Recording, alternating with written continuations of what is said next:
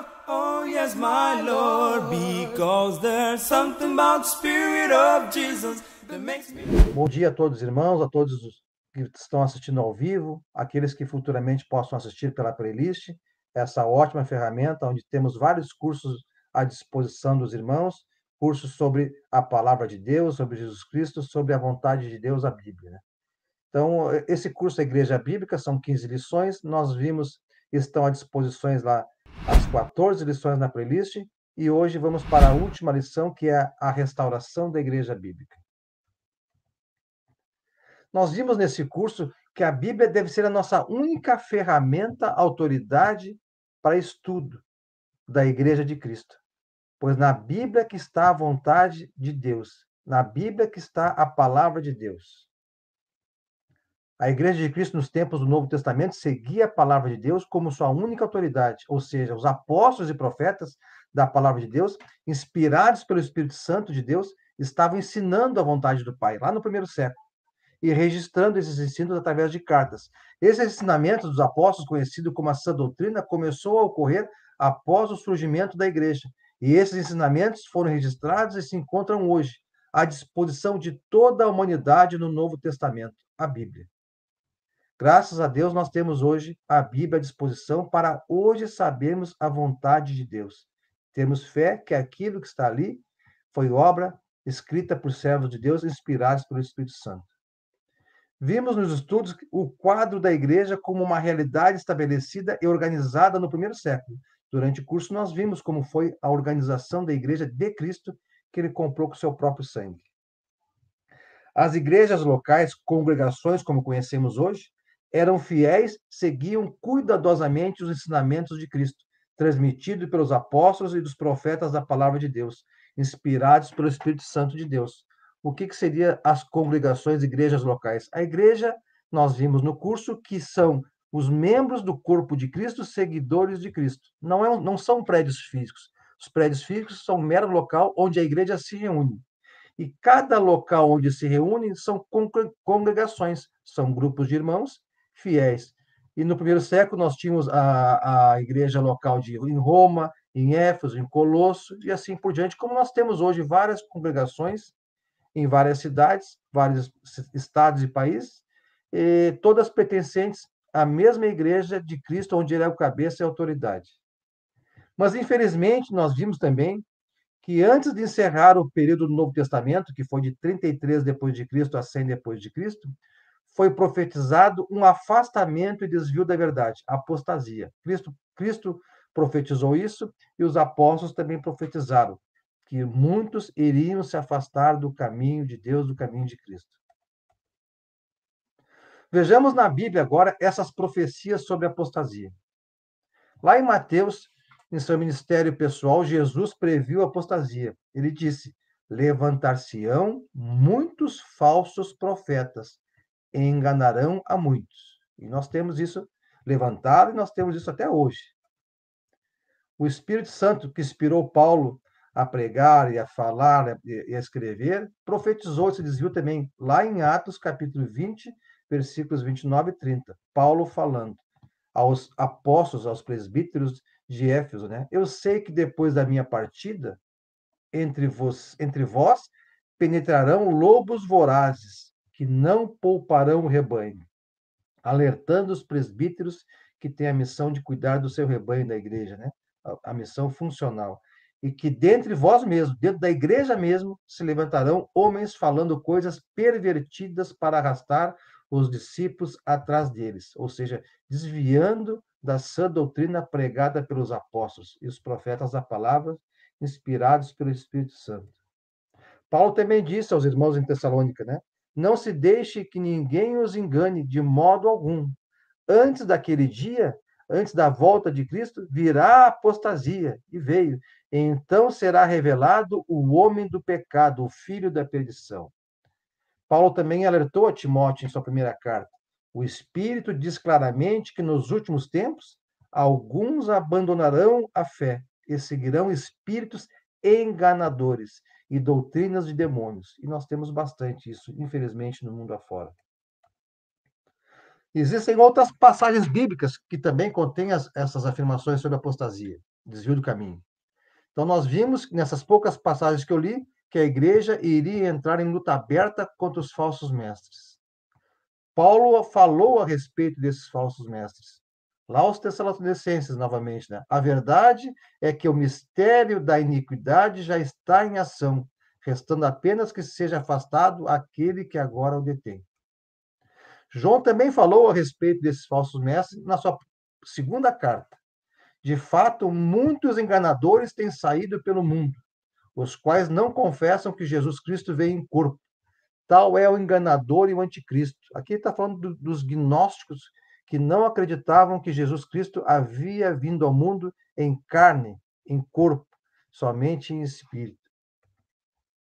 Essa apostasia foi profetizada pelos apóstolos no primeiro século, e ela surgiu já no início da igreja, e ela aumentou após a morte dos apóstolos, pois esses a combatiam ferronhamente e deixaram registrado todos esses alertas, essa luta contra os falsos mestres, para que nós hoje tivéssemos plena ciência desse fato e também combatêssemos esses falsos mestres, não nos deixando ser levados por eles.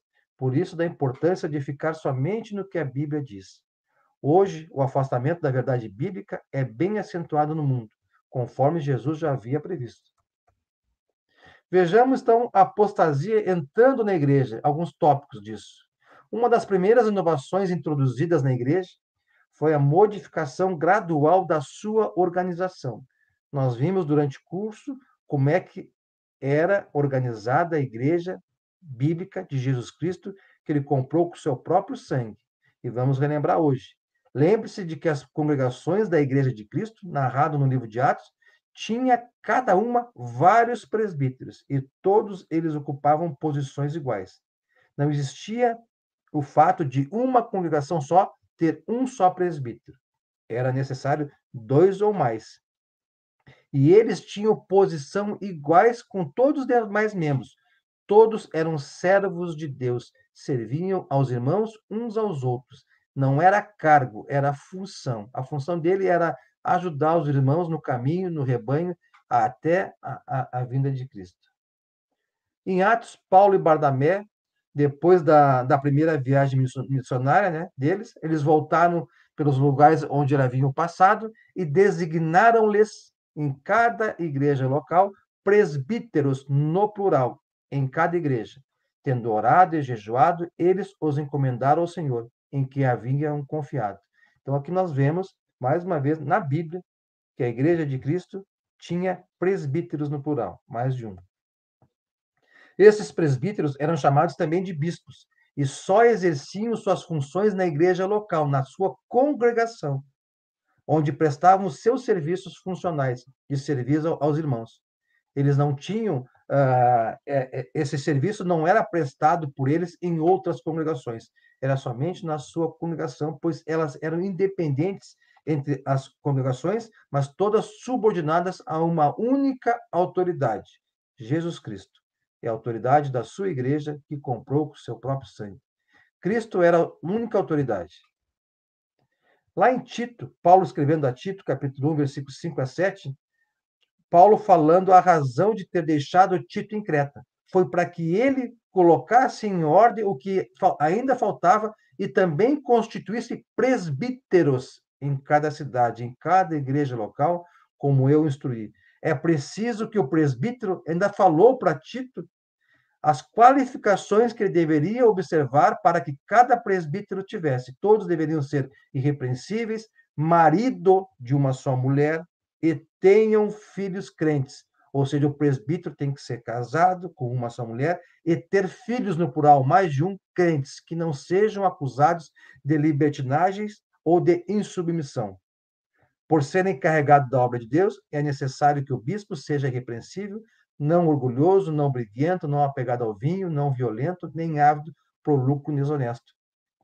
Então, na Bíblia, nós encontramos aqui a doutrina correta do presbítero, do bispo, em cada congregação local, mais de um, e as qualificações que eles deveriam ter. No segundo e terceiro século, foi se desenvolvendo a ideia de um cargo isolado e superior para o presbítero em cada congregação. Então, como nós vimos com o passar dos anos, infelizmente, a apostasia chegando no mundo, e no segundo, terceiro século, essa ideia de presbítero, na Igreja de Cristo é função e não cargo, passa a ser um cargo isolado e superior para o presbítero em cada congregação. Foi dado o nome de bispo ao ocupante desse cargo mais elevado, num sentido diferente daquele usado em Tito, capítulo 1, versículos 5 a 7, que nós lemos há pouco.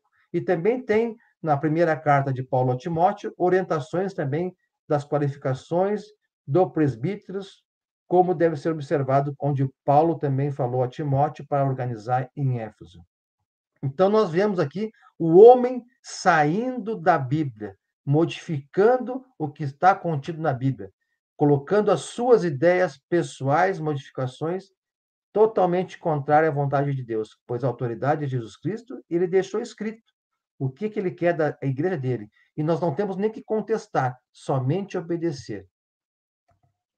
Vimos na Bíblia que no começo da igreja bíblica, vários bispos dirigiam a igreja local, onde eles exerciam as suas funções, os bispos e os presbíteros, e não eram cargos. Mas agora estamos vendo aqui o homem modificando a vontade de Deus e colocando só um bispo em cada congregação, e não mais como função, e sim um cargo acima do presbítero. Outra adaptação que a gente traz como exemplo para entender a apostasia vindo no mundo foi feita mais tarde através da organização da igreja. É o bispo passando a chefiar diversas igrejas, congregações, compreendidas numa determinada zona, totalmente diferente do que está escrito na Bíblia. Seria como, por exemplo, quem conhece a igreja de Antioquia, lá em Atos, que o bispo da igreja de Antioquia passasse a representar uma autoridade superior dentro daquela congregação e também sobre outras congregações vizinhas, portanto, bem diferente do estipulado por Jesus Cristo, conforme registrado no Novo Testamento. Aqui nós vemos, então, o homem modificando as determinações de Deus contidas na Bíblia. Aqui eu trouxe uma organização de uma igreja, uma certa igreja, onde essa igreja ela tem o Papa como autoridade máxima, abaixo vem os arcebispos, depois os bispos e os abades territoriais, abaixo vem o vigário episcopal e por aí afora, uma organização humana, não contida na Bíblia.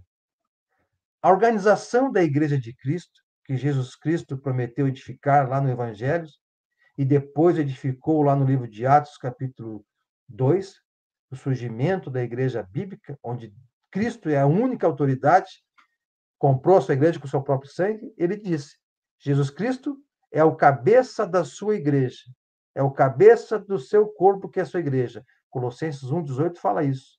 E todos esses pontinhos pretos são as igrejas locais de Cristo, no mesmo nível de submissão. Todos membros são servos de Deus e dos irmãos, não existe cargos, só existe funções. E Jesus Cristo é a autoridade única de toda a igreja, a sua igreja.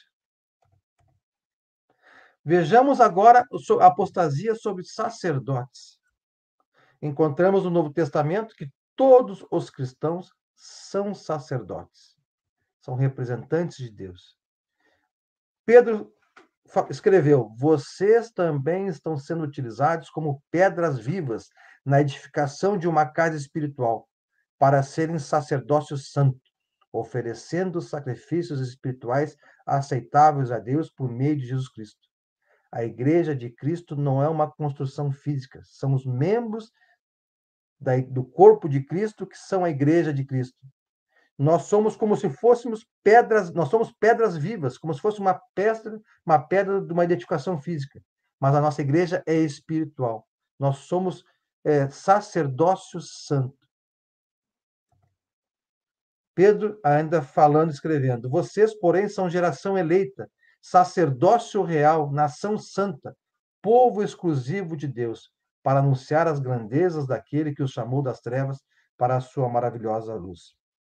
Nós, membros da Igreja de Cristo, somos a Igreja de Cristo, o corpo de Cristo, somos geração eleita por Deus, sacerdócio real, nação santa, povo que Deus escolheu. Para quê? Para nós anunciarmos as grandezas dele e de Jesus Cristo, pregarmos a palavra de Deus, a salvação. João, ao receber a revelação de Jesus Cristo, deixou registrado e nos construiu, Jesus Cristo, reino e sacerdotes para servir a seu Deus e Pai. A ele sejam a glória e poder para todos sempre. Amém. Então, esta é a verdade sobre sacerdotes biblicamente. Vimos que os apóstolos Pedro e João escreveram que todos os cristãos são sacerdotes de Deus, ou seja, representantes de uma nação santa de Deus, um povo eleito, também chamados de sacerdócio real. Mas, infelizmente, o homem começou a modificar essa doutrina e não seguindo mais o que na Bíblia estava escrito. E os chefes ou oficiais da igreja passaram mais tarde a chamar-se eles sacerdotes especiais. Com isso formaram-se duas classes: o clero, que seriam os sacerdotes, e os leigos, que seriam os demais membros. E vimos que na Igreja de Cristo não há distinção. Todos são iguais. Todos devem servir uns aos outros, como Cristo serviu aos apóstolos naquele belo exemplo do lavar os pés, mostrando a humildade que ele, sendo Senhor, ele mesmo serviu, veio ao mundo para servir. Então não existe distinção. Existe função. Funções sim, mas funções de servidão, não cargo. Com isso, os homens foram modificando a organização da igreja, se afastando cada vez mais da organização original contida na Bíblia, que é segundo a vontade de Deus. Vejamos agora uma outra apostasia que nós temos aí fora, sobre Maria, mãe de Jesus. A posição de Maria na Bíblia é exclusiva porque foi por seu intermédio que o Filho de Deus, Jesus, entrou no mundo e recebeu a condição humana. A posição de Maria como mãe de Jesus deu lugar a muitas discussões nos séculos que se seguiram após o surgimento da apostasia. Existem hoje inúmeras doutrinas que se desenvolveram em torno dela, como, por exemplo, as da Imaculada Conceição, virgindade perpétua e ascensão corpórea aos céus. Essas são apostasias se desviando da verdade bíblica. Então, nós vamos ler aqui algumas passagens que falam a respeito de Maria, mãe de Jesus. Esses versículos revelam que as doutrinas exaltando Maria não têm base nas Escrituras. Por exemplo, a Bíblia dá o nome dos irmãos de Jesus e também menciona suas irmãs, ficando assim subentendido que Maria não permaneceu virgem de forma perpétua. Ela ganhou Jesus quando era virgem, cumprindo uma profecia. Mas depois de Jesus, ela teve mais filhos e não mais era virgem. E isso, de forma nenhuma, significava uma ofensa à sua santidade, pois todos nós cristãos, para Deus, nós somos santos. Antes, Maria foi uma mulher santa de Deus até a sua morte. Lá em Mateus fala: e Jacó gerou José, marido de Maria, da qual nasceu Jesus, que é chamado Cristo. Em Mateus, foi assim o nascimento de Jesus Cristo. Maria, sua mãe, estava prometida em casamento a José, mas antes que se unissem, achou-se grávida pelo Espírito Santo. Por ser José, seu marido, um homem justo, e não querendo expô-lo à desonra pública, pretendia anular o casamento secretamente. Mas depois de ter pensado nisso, apareceu-lhe um anjo do Senhor em sonho e disse: José, filho de Davi, não tema receber Maria como sua esposa, pois o que nela foi gerado procede do Espírito Santo. Ela dará à luz um filho, e você deverá dar o nome de Jesus, porque ele salvará o seu povo dos seus pecados. Tudo isso aconteceu para que se cumprisse o que o Senhor dissera pelo profeta: a virgem ficará grávida e dará à luz um filho, e lhe chamarão Emanuel, que significava Deus conosco. Ao acordar, José fez o que o anjo do Senhor lhe tinha ordenado, recebeu Maria como sua esposa.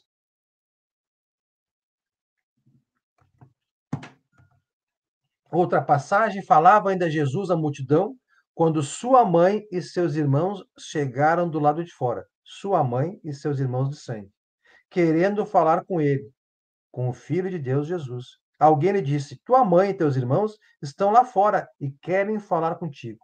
Olha a resposta de Jesus: quem é a minha mãe? Quem são meus irmãos? Perguntou ele. E estendendo a mão para os discípulos, disse: aqui estão minha mãe e meus irmãos. Pois quem faz a vontade do meu Pai, que está nos céus, este é meu irmão, minha mãe e minha irmã. Ou seja, não estava aqui desonrando sua mãe e seus irmãos em sangue, muito pelo contrário. Estava colocando todos que fazem a vontade de Deus como os membros da sua família. Não há distinção para Jesus de nenhum servo dele, nenhum. Todos são iguais perante Deus, tanto a mãe de sangue quanto o mais humilde dos servos. Mateus continua falando: não é este o filho do carpinteiro? O nome de sua mãe não é Maria? E não são os seus irmãos Tiago, José, Simão e Judas? Ou seja, o povo falando de Jesus quando ele estava ensinando. Não estão conosco todas as suas irmãs? De onde, pois, ele obteve todas essas coisas, esse conhecimento? Aqui comprovando que Maria não era mais virgem, porque tinha irmãos e irmãs. Nessas passagens no restante do Novo Testamento, não fazem qualquer referência à Imaculada Conceição Maria, à sua virgindade perpétua ou à sua ascensão corpórea ao céu. Ou seja, é o homem desviando a apostasia da sã doutrina escrita na Bíblia, colocando coisas além do que está escrito. E nós aprendemos no curso que não devemos acrescentar nada no que a Bíblia diz e nem retirar nada no que ela fala. Devemos seguir fielmente todo o livro da Bíblia. O silêncio da Bíblia, no que diz respeito a essas doutrinas, mostram que elas não vieram de Deus. De fato, a exaltação de Maria acima dos outros cristãos foi expressamente negada por Jesus. Quando uma certa mulher disse a ele, está lá em Lucas capítulo 11, versículo 27 e diante, uma mulher gritando lá: bem-aventurada aquela que te concebeu em os seus seios que te amamentaram. Olha a resposta inspirada de Jesus. Antes, bem-aventurados são os que ouvem a palavra de Deus e aguardam. Ou seja, todos aqueles que ouvem a palavra de Deus estão em pé de igualdade para Deus e para Jesus, inclusive com a mãe dele. Pelas declarações de Jesus, aprendemos, sem qualquer sombra de dúvida, que Maria é tão abençoada e bem-aventurada quanto o mais humilde dos cristãos, obedientes à sua palavra. Esta é a condição. Para Deus, toda a sua criação é igual, não há distinção, parcialidade, e todos devem adorar somente ao Senhor e não a homens e suas doutrinas. Vistos que as doutrinas sobre Maria não vieram de Deus, é evidente que têm uma origem humana e, portanto, são condenadas por Jesus, assim como todos os outros ensinamentos não provenientes da palavra de Deus. Como Jesus falou lá para os fariseus: em vão me adoram, seus ensinamentos não passam de regras ensinadas por homens. Então, quem adora a Deus através de regras ensinadas por homens que não está na Bíblia, em vão estão adorando a Deus. Vejamos agora a apostasia também sobre o casamento. Então, eu estou trazendo aqui exemplos do curso sobre a comprovação de que Cristo falou aos apóstolos que a apostasia entraria, surgiria no mundo e a igreja deveria combater. O casamento é a mesma coisa. No primeiro século, o casamento era opcional no Novo Testamento. Paulo, em 1 Coríntios, capítulo 7, ele fala isso. Declarou que por causa da imoralidade de cada homem, cada homem deveria ter sua própria esposa. Inclusive, os apóstolos tinham o direito de terem suas esposas. E também as mulheres, seus próprios maridos. Lá em 1 Coríntios está escrito: mas por causa da imoralidade, cada um deve ter sua esposa, e cada mulher o seu próprio marido, a fim de que, com isso, evitem se entregar à imoralidade sexual. Deus permitiu o sexo, mas somente com sua esposa, e sua esposa somente com seu marido. Então, era permitido o casamento. Não temos nós direitos de levar conosco uma esposa crente, como faz os outros apóstolos, os irmãos do Senhor Pedro? Então, aqui Paulo falando que, inclusive, os apóstolos poderiam ser casados. Está ali. Paulo considerava tanto o casamento que comparou o casamento à relação existente entre Cristo e a igreja. Está lá na carta aos Efésios. Mulheres, sujeitem-se cada um a seu marido, como ao Senhor, pois o marido é o cabeça da mulher, como também Cristo é o cabeça da igreja, que é o seu corpo, do qual é o Salvador. Assim como a igreja está sujeita a Cristo, também as mulheres estejam em tudo sujeitas a seus maridos. Maridos, ame cada um a sua mulher, assim como Cristo amou a igreja, entregou-se por ela para santificá-la, tendo-a purificado pelo lavar da água mediante a palavra. Vejamos agora sobre o celibato. O celibato é o estado civil de solteiro.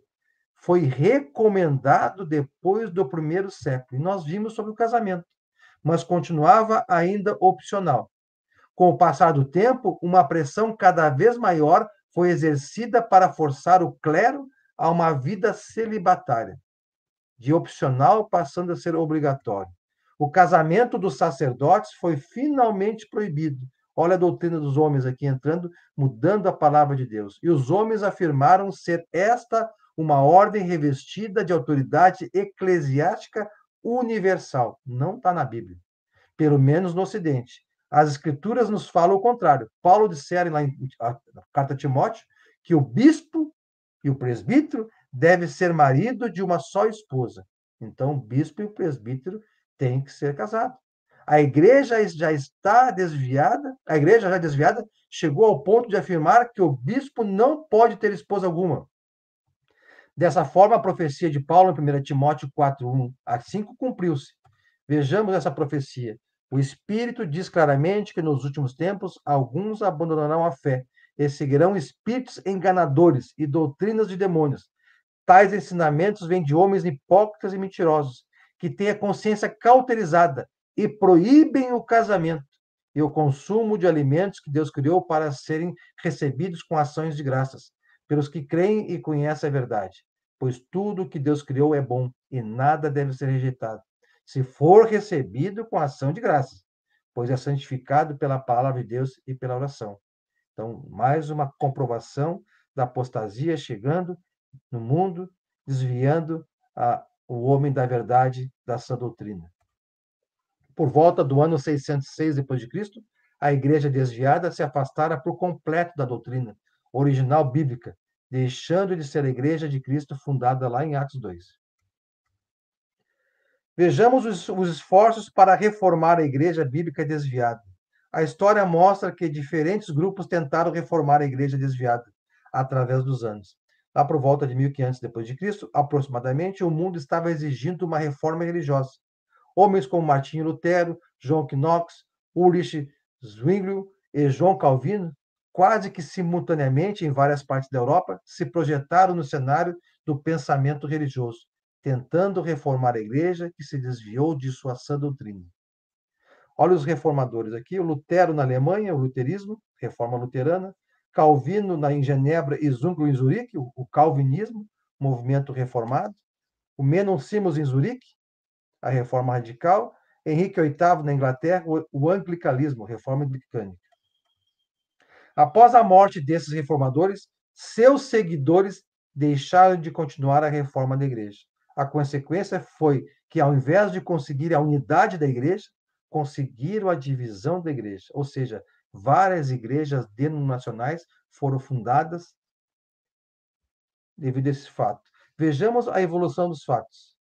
No ano 33 d.C., Jesus Cristo fundou a sua igreja, lá narradas em Atos 2. A igreja de Cristo que nós seguimos, ele é a única autoridade. E nós que o seguimos somos chamados de cristão, porque Cristo é a nossa autoridade. Entre 110 depois de Cristo e 606 depois de Cristo, 606, a igreja sofre um afastamento gradual da doutrina.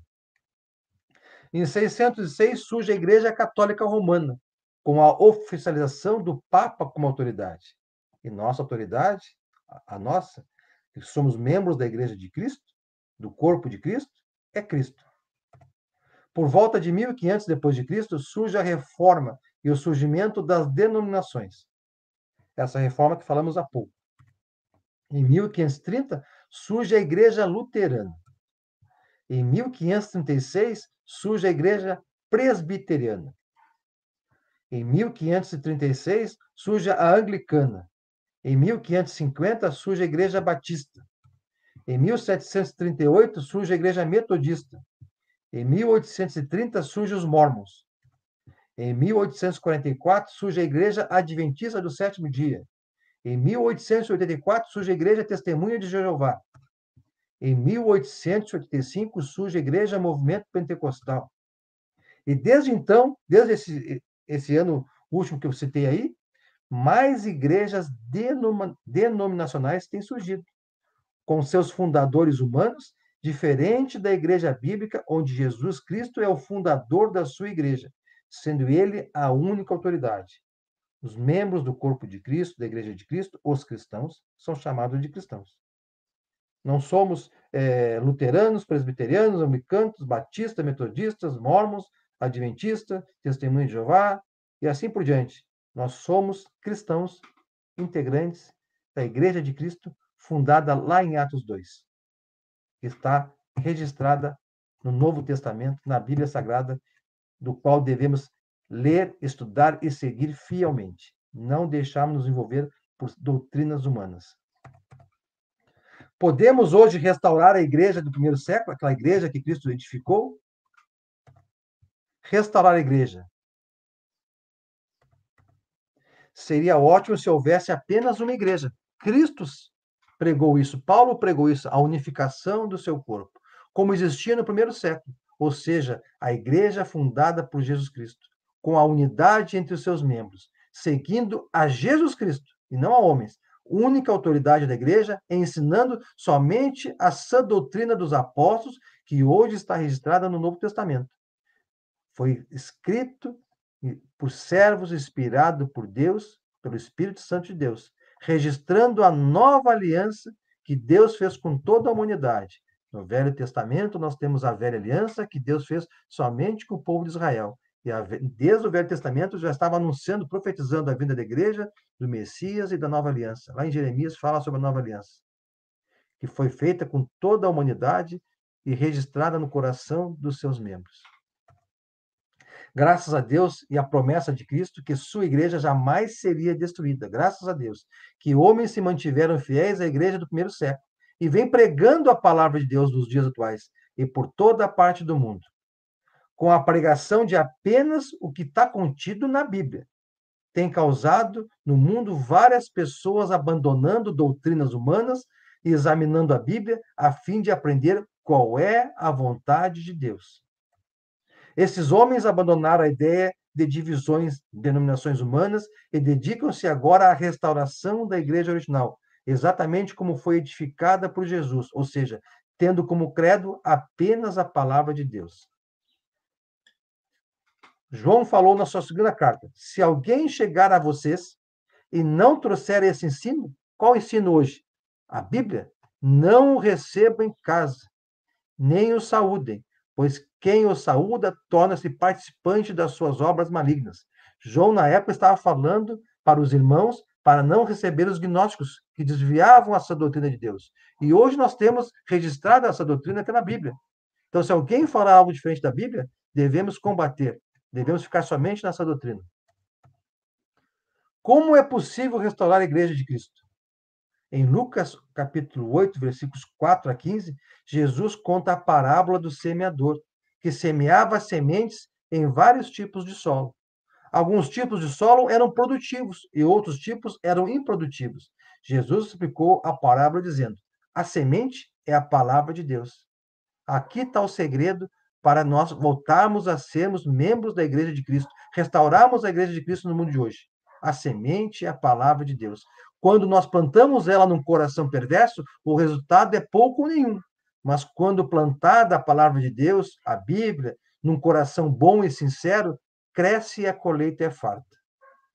Olha o que o apóstolo Pedro escreveu a respeito da palavra de Deus na sua primeira carta, dizendo aos cristãos, aos gentios: vocês foram regenerados, não de uma semente perecível, mas imperecível. A palavra de Deus jamais será destruída. A Bíblia está disponível a toda a humanidade, por meio da palavra de Deus, viva e permanente. Vejamos algumas das características da semente. A semente de maçã, por exemplo, ela gera maçã. A semente de melancia gera e produz melancia. Os seres vivos se reproduzem segundo suas próprias espécies. A semente do ser humano faz surgir outro ser humano. Portanto, não há exceções. Trata-se de uma lei da natureza.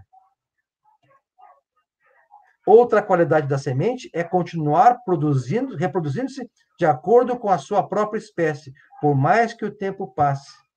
A palavra de Deus vai produzir cristãos, membros do corpo de Cristo, da Igreja de Cristo. A Igreja de Cristo, fundada por Jesus como única autoridade da Igreja dele.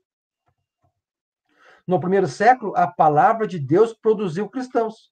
A palavra de Deus é uma semente viva, e visto que ela produziu cristãos no primeiro século, a mesma semente produzirá o mesmo fruto nos dias atuais. A palavra de Deus jamais produziu algo com um nome dado pelo homem. Ela simplesmente produziu membros do corpo de Cristo, membros da sua igreja, cristãos.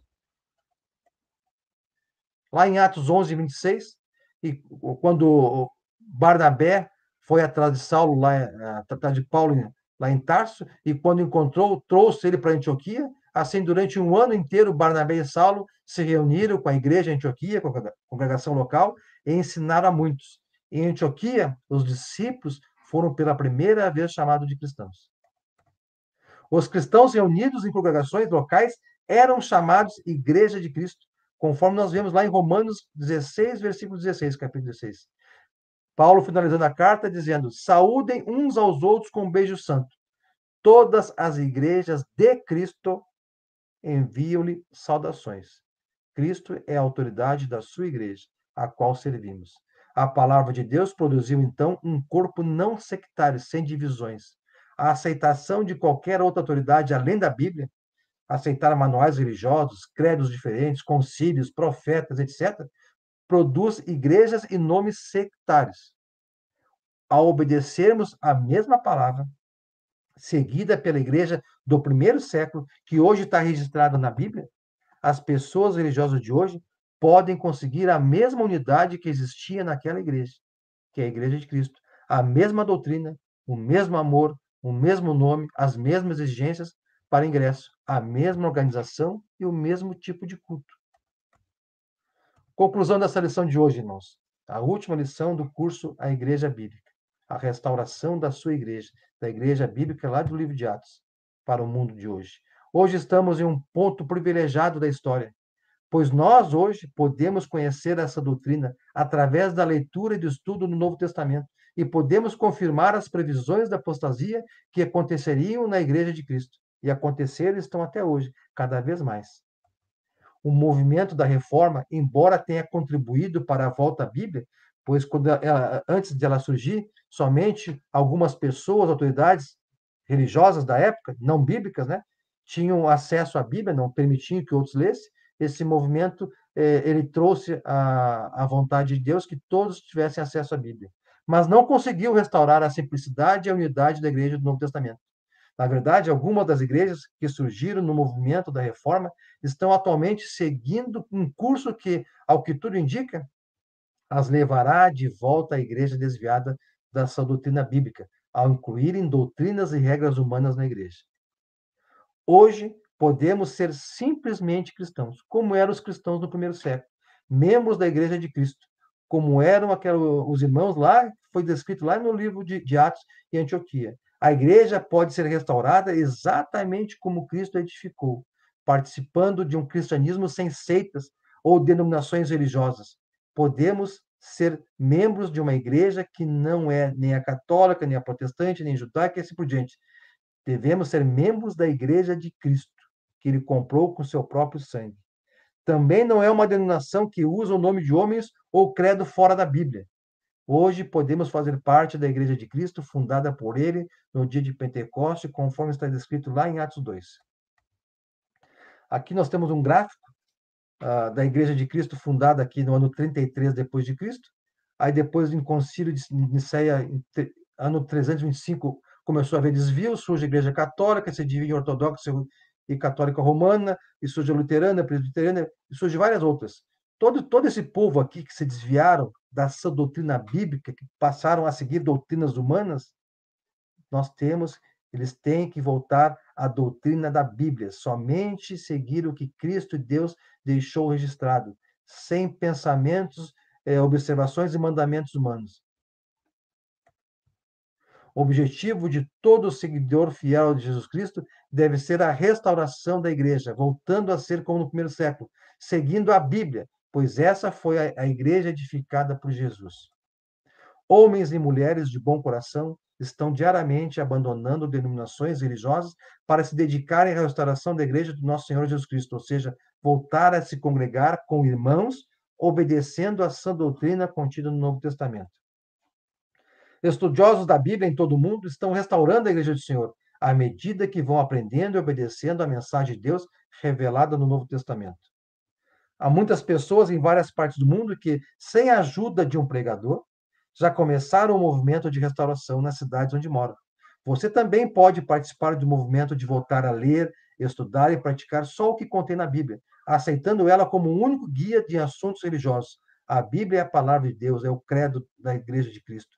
Nas questões em que os ensinamentos da sua igreja forem diferentes da Bíblia, deixe de lado as doutrinas humanas e apegue-se à palavra de Deus. Lembre-se que Pedro e João disseram: antes importa obedecer a Deus do que a homens. Deus abençoe a todos. Espero que esse curso tenha ajudado a vocês a conhecer essa doutrina, que é lendo a Bíblia que vamos conhecer. Somente aqui ele traz um norte, uma didática para compreender melhor a Bíblia e o que está acontecendo no mundo hoje. Yes, my Lord, because there's something about the Spirit of Jesus that makes me love good, good.